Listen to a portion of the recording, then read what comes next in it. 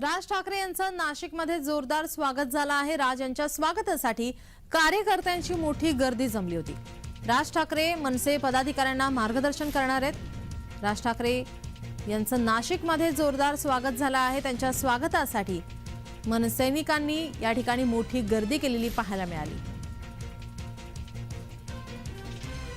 आपले प्रतिनिधी किरण गोटूर आपल्यासोबत फोन लाईनवरून जोडलेत। किरण, राज ठाकरे नाशिकमध्ये आलेले आहेत, आता ते मार्गदर्शन करतील मनसैनिकांना, पदाधिकाऱ्यांना, काय अधिकची माहिती?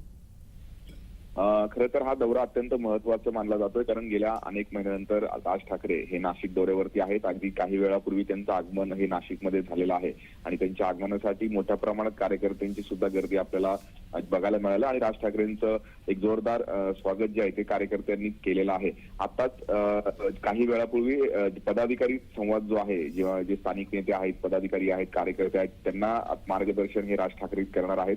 आगामी ज्या निवडणुका आहेत त्या सगळ्या निवडणुकीच्या अनुषंगाने आजचा हा दौरा आहे आणि उद्या जे नाशिकचं मनसेचं राजगड कार्यालय आहे इथे येऊन ते काही पदाधिकाऱ्यांची बैठक घेणार आहेत आणि संपूर्णपणे एक जो निवडणुकाच्या अनुषंगाने राज ठाकरेंचा हा संपूर्णपणे दौरा आहे। उद्या एक ते पत्रकार परिषद सुद्धा घेणार आहेत, त्यामुळे पत्रकार परिषदेमध्ये ते काय बोलतात हे बघणं आपल्याला महत्त्वाचं असणार आहे आणि अनेक महिन्यानंतर ते नाशिकमध्ये दाखल झालेलं आहे, ते पदाधिकाऱ्यांना मार्गदर्शन करणार आहेत।